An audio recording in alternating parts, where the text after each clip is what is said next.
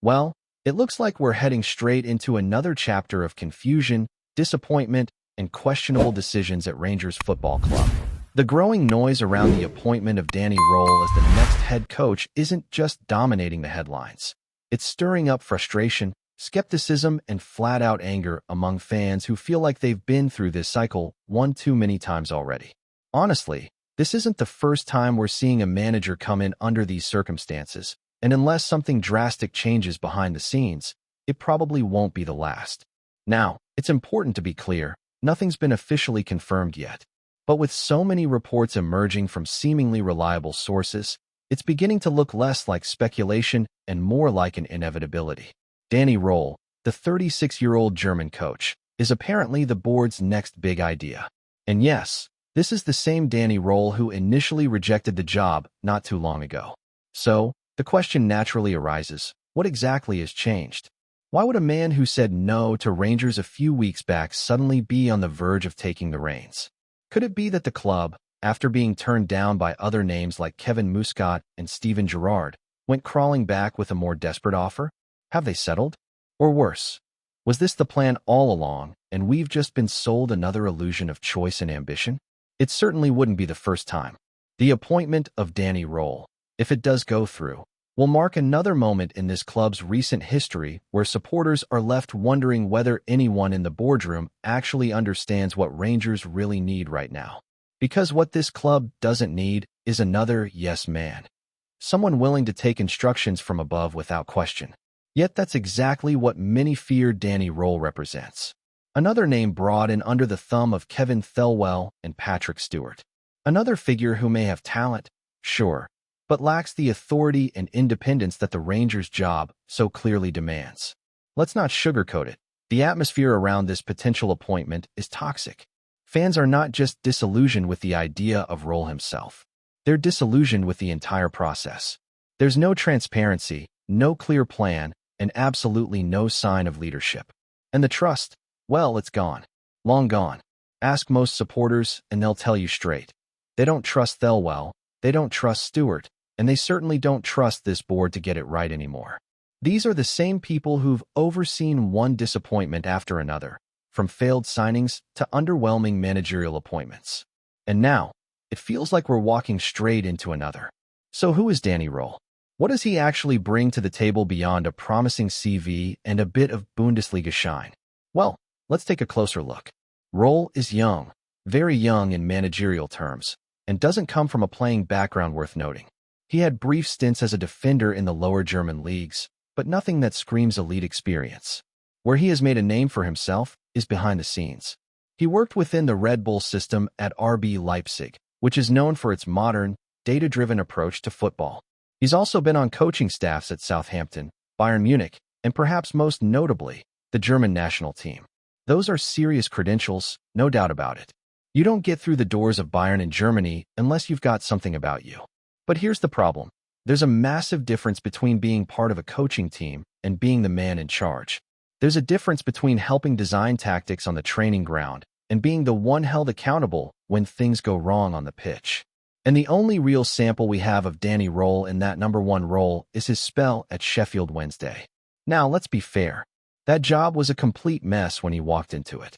The club was in chaos. He was asked to steady a ship that was already half sunk. And to his credit, he did make some progress. His win rate was just over 38% across 89 games. Not spectacular by any stretch, but given the circumstances, perhaps respectable. He walked away from that job, reportedly frustrated by the instability and dysfunction at board level. Sound familiar?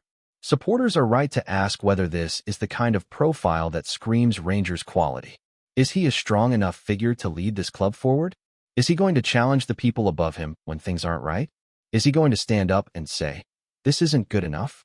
Or is he just another name in a long list of coachable, agreeable, board-friendly operators that the higher-ups can manipulate?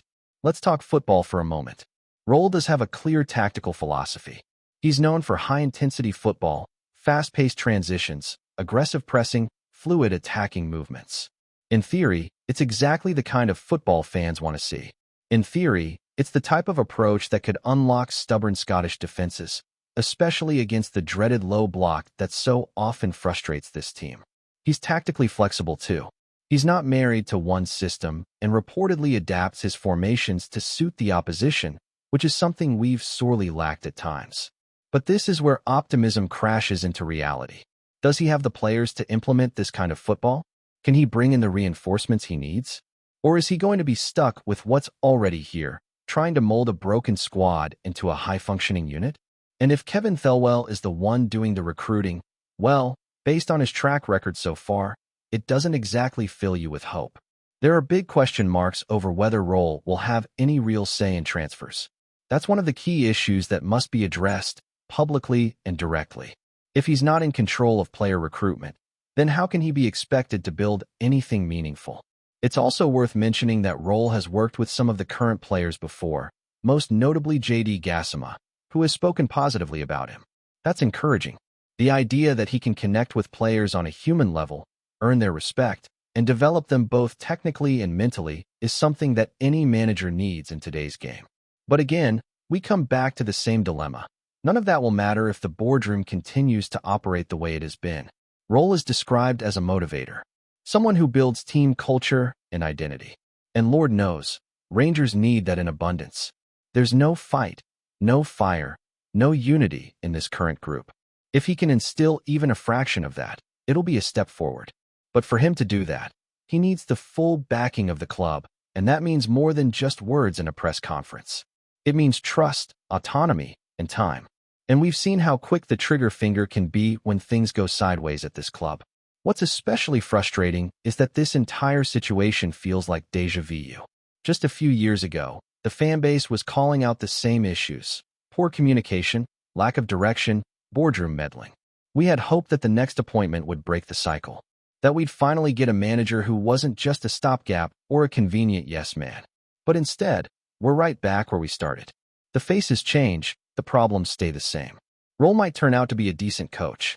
He might even surprise a few people and put together a solid campaign. But none of that changes the fact that the process behind his appointment has been shambolic.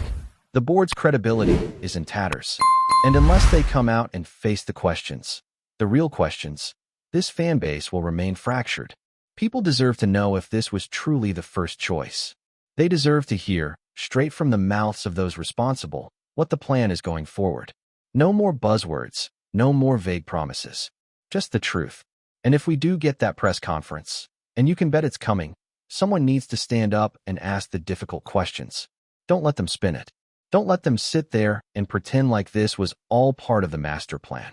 Ask them directly, was Danny Roll your first choice? Who has the final say on transfers? And if they say it's Kevin Thelwell, then follow up. Ask him to defend his record. Demand accountability, because that's the only way this club is going to move forward. Not with more spin, not with more half-truths, but with honesty, leadership, and a genuine vision for the future. There's this recurring cycle at Rangers, this bizarre sense of déjà vu that hits every time we're told to put our faith in a new project, a new direction, a new coach. And the deeper issue isn't just about the man in the dugout. It's about the environment he's stepping into. An environment that, for far too long, has been defined by dysfunction, short-termism, and decision-making that seems to prioritize politics over progress. Danny Roll may have his qualities, but no coach in the world can thrive if the club continues to rot from the top down. Now, let's talk about what Roll might actually try to bring on the pitch. His system, this so-called modern, high-pressing, high-energy style, it sounds good on paper. He wants his teams to play with tempo, to win the ball high, to be aggressive in possession and structured in defense. There's mention of fluid attacking movements, rotations in the final third, quick transitions. All of that is appealing, especially in the Scottish Premiership, where most teams sit deep and ask Rangers to break them down. But implementing that kind of football isn't just about tactics. It's about players. And right now, Rangers don't have the squad to play that way week in, week out. You've got aging legs in key areas, a midfield that lacks dynamism, and attackers who can't string together consistent performances. There's no real width, no consistent goal scorer, no identity. So even if Roll is a tactical wizard, how is he expected to turn this group into a well-oiled machine overnight? And will he be allowed to bring in his own players? Or will he be forced to work with whatever scraps Thelwell throws him? These aren't minor concerns. They're fundamental questions that will determine whether this appointment has any chance of success. And let's not pretend like time is on his side either. This fanbase is running out of patience. Rightfully so. Every season starts with hope and ends in disappointment. Cups thrown away, title races lost before Christmas, European nights that turn into embarrassments. We've seen it all. So if Danny Roll thinks he's going to be given a grace period to bet in, he's in for a shock. The moment things go wrong, and let's be honest, they always do early on, the knives will be out. And if the board doesn't step in to back him with conviction, he'll be out the door just as quick as he walked in. There's also the question of leadership. Who's going to lead this dressing room? Who in this current crop of players is going to buy into Roll's philosophy and drag others with them? The squad, as it stands, is fractured. You can see it in their performances. No cohesion, no passion, no hunger. That comes from a lack of belief in each other, in the manager, in the club's direction. Roll's biggest challenge might not be on the training ground. It might be psychological, trying to breathe life back into a team that looks like it's lost its soul. Then there's the pressure cooker that is Glasgow. This isn't a mid-table Bundesliga side where you get pats on the back for playing pretty football. This is Rangers. You're expected to win. Every game. Every week. No excuses. Can Roll handle that level of expectation? Can he deal with the media frenzy, the fan scrutiny, the constant comparisons to Celtic? Because make no mistake, every result will be judged not just in isolation, but in contrast to what's happening across the city. If Celtic go on a winning run while Rangers stumble, the heat will be unbearable. And for a coach with limited experience at this level of intensity, that's going to be a massive test. The idea that Roll is one for the future doesn't cut it either. Rangers can't afford to wait around while another rebuild takes shape. This club needs results now. Trophies now.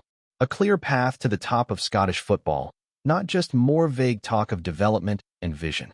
If the board believes in Roll, they need to show it in action, give him the tools, the power, the support to actually execute his ideas. Because if they're expecting miracles with this current structure, they're setting him up to fail. Before we continue, make sure to subscribe to our channel and turn on notifications to get all the exclusive news about Rangers FC. Don't overlook any details about your beloved team. It's crucial for Rangers FC fans. There's growing unrest around Ibrox this week as whispers swirl of a fiery bust-up between Rangers boss Russell Martin and midfielder HAMZA. Sources close to the club claim that tensions boiled over during a heated training session on Thursday, leading Martin to reportedly declare, "With me, HAMZA will never play again." While official channels at Rangers have remained tight-lipped, those present at the training ground describe a scene of visible frustration. Martin, who's been known for his calm and measured approach, is said to have lost his temper after what insiders called a show of disrespect from the young midfielder. Witnesses say words were exchanged before HAMZA stormed off the pitch, leaving teammates stunned. The incident couldn't have come at a worse time. Rangers are struggling for consistency, and dressing room harmony is already under scrutiny following a string of uneven performances in the league. Fans on social media have been quick to weigh in, with some backing Martin's hard stance on discipline, while others question whether personal clashes are beginning to derail the club's season. HAMZA, a talented but often unpredictable figure, joined the Glasgow Giants amid high expectations. His flashes of brilliance have at times been overshadowed by rumors of attitude problems behind the scenes. For Martin, who is trying to instill a new culture of professionalism and unity, this latest flare-up could mark the end of the road for the player under his leadership. No formal statement has been made yet, but murmurs around Ibrox suggest that HAMZA could be frozen out of the squad indefinitely, or even moved on when the January window opens. One senior figure close to the team described the situation as beyond repair. Whether this is simply a momentary clash of egos or a sign of deeper cracks within the Rangers camp remains to be seen. But one thing's for sure. The mood in Govan is tense, and the fallout from Martin's explosive outburst might echo far beyond the training pitch. Greetings, fans. Make sure to hit that like button and subscribe to the channel, as it's greatly appreciated by Rangers FC. And don't forget to share your thoughts on the news in the comments section below. Until the next video, stay tuned.